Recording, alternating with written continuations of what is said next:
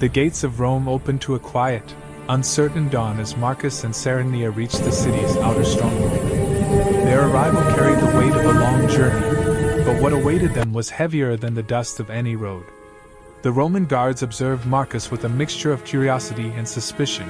His posture carried the discipline of a warrior, yet his blood carried stories they could not name. In the cold morning air, nothing felt settled. Even the wind moved as though it expected something to unravel.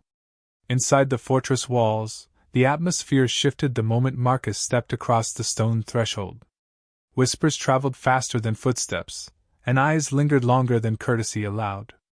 Some saw a survivor. Others saw a stranger. Most saw a question the Empire did not know how to answer. Yet beneath the unease lay a deeper tension, one shaped not by Marcus's presence alone, but by the strange events stirring beyond the horizon.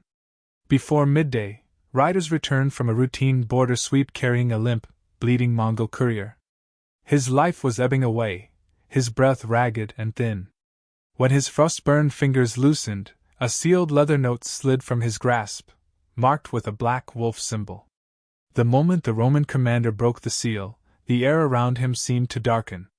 Inside, written in sharp, deliberate strokes, was a single message. Capture the boy alive. Kill all who protect him. Around the fallen courier, silence expanded like a storm. The soldiers exchanged uncertain glances. None dared speak the thought that had frozen their hearts. The message was not meant for Rome. It was meant to stop Marcus. And if Mongols were willing to cross mountains, snowfields, and death itself to deliver this warning, then Marcus was not merely a survivor of war, he was the axis of something far greater. As word of the message spread in secret corners of the fortress, Marcus remained unaware. He explored the courtyard, his steps steady yet burdened, as though guided by instincts older than memory. Serenia, watching him from afar, sensed the shifting wind. A weight surrounded him, invisible yet palpable, like the shadow of a destiny he had not chosen. She knew Mongol hunters were relentless, but she did not know why they needed him alive. By evening, campfires flickered along the fortress walls, their orange glow soft against the falling night. Yet the warmth did nothing to ease the growing tension within the garrison. Guards stood straighter, breaths shortened, and every rustle of wind sounded like an approaching threat.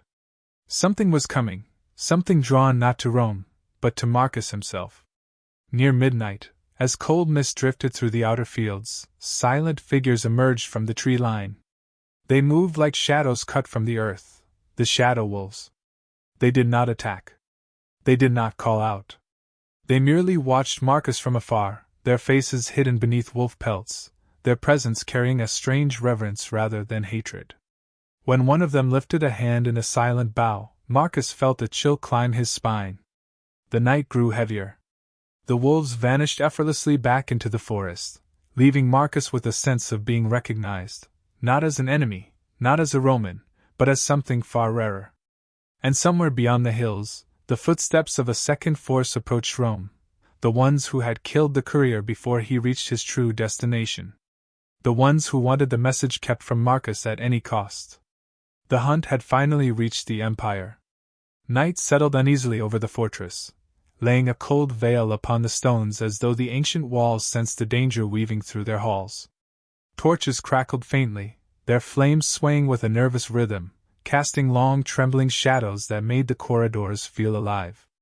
Marcus moved through this uncertain silence like a lone figure suspended between two worlds, one that had shaped him, and another that had claimed him. In the command tent, the Roman general unrolled a forgotten scroll from the archives, its parchment worn and fragile. The flickering torchlight revealed an emblem engraved along its edge, the same symbol carved into Marcus's ring. The scroll spoke of a lineage meant to unite empires but instead erased by fear and ambition. A union of blood believed to have been extinguished, yet somehow surviving through one child lost to history. Outside, guards shifted anxiously at their posts. Marcus's presence had changed the rhythm of the fortress. Every whispered rumor, every stolen glance, every unasked question. He was not merely a guest, he was a fault line. And deep beneath the stone floors, uncertainty coiled like a serpent. Serenia felt it too. Her intuition carried the weight of ancestral memory, and every time she looked at Marcus, she sensed fragments of a truth neither of them yet understood. She noticed how familiar symbols seemed to react to him, how the old scroll, the courier's message, and even the wolf's silent gesture circled the same invisible center. As night deepened, Marcus walked alone into the courtyard. Moonlight washed over the stone, turning it pale like bone. The air around him felt charged, as though the past were awakening beneath every breath he took. He did not know why his heart felt pulled in two directions, toward Rome for safety, yet toward the steppe for answers. He only knew that nothing about his life was accidental. Near the darkest wing of the fortress, shadows moved where none should have been. Footsteps too soft for ordinary soldiers glided along the wall. These were not Mongols. They were Romans sworn to secrecy, men who believed eliminating Marcus was the only way to protect the empire. Their allegiance belonged not to honor but to fear. Before the killers could strike, Marcus's instincts ignited. His body reacted with a speed that surprised even him. The ambush exploded into motion, blades flashing, shadows colliding, dust swirling in violent arcs. Marcus fought like someone remembering a skill carved into his bones long ago. The attackers fell one by one, their breaths scattering across the courtyard like broken whispers. The last assassin collapsed, revealing a wolf-marked medallion beneath his armor. Marcus froze. This was not a Roman plot. This was the same faction that burned his village, the same shadows that shaped his childhood nightmare.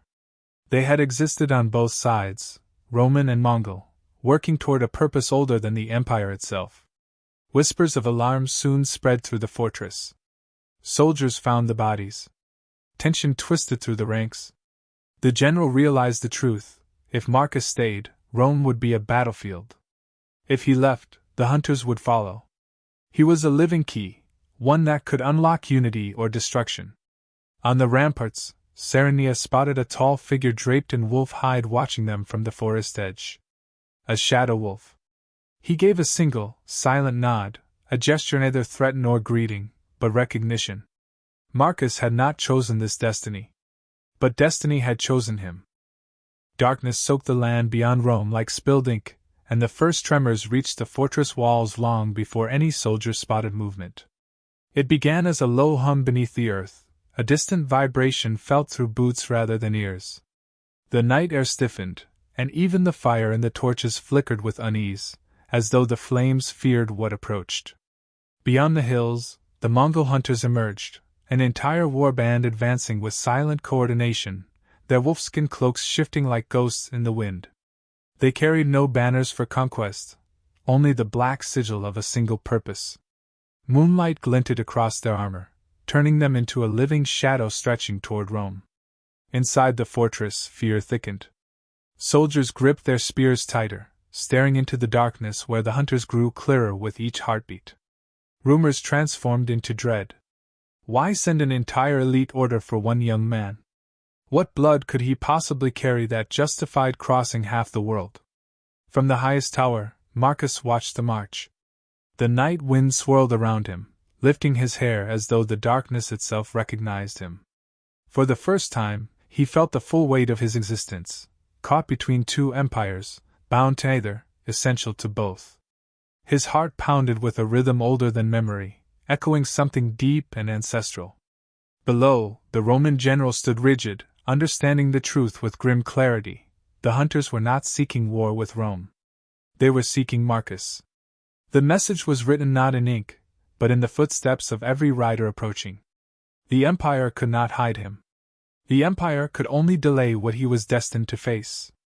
Along the wall, soldiers glanced at Marcus with fear mixed with awe. His ring glimmered under the torchlight, its emblem pulsing like a forgotten heartbeat. It no longer looked like an ornament, it looked like a claim. Outside, the Mongol hunters formed their lines. Their leader stepped forward, lifting a black torch whose flame burned without color. This was not a sign of war. This was a summoning. A demand that the blood they sought step into the night and face them. Farther in the mountains, hidden but watching, the shadow wolves stood motionless. They did not come to join the battle. They came to witness history. Their purpose lay not in taking sides, but in ensuring the prophecy unfolded the way the old world had written it. Marcus stepped forward. Behind him lay Rome, stone, duty, and borrowed belonging. Before him lay the steppe, memory, fire, and unclaimed truth. He descended the ramparts one steady step at a time, his heartbeat syncing with the thundering hooves beyond the walls. When he reached the outer gate, the Mongol leader turned his head slightly, recognizing him instantly, as though the night had whispered his identity. For a single, suspended moment, two worlds faced each other through him. And then, the night broke.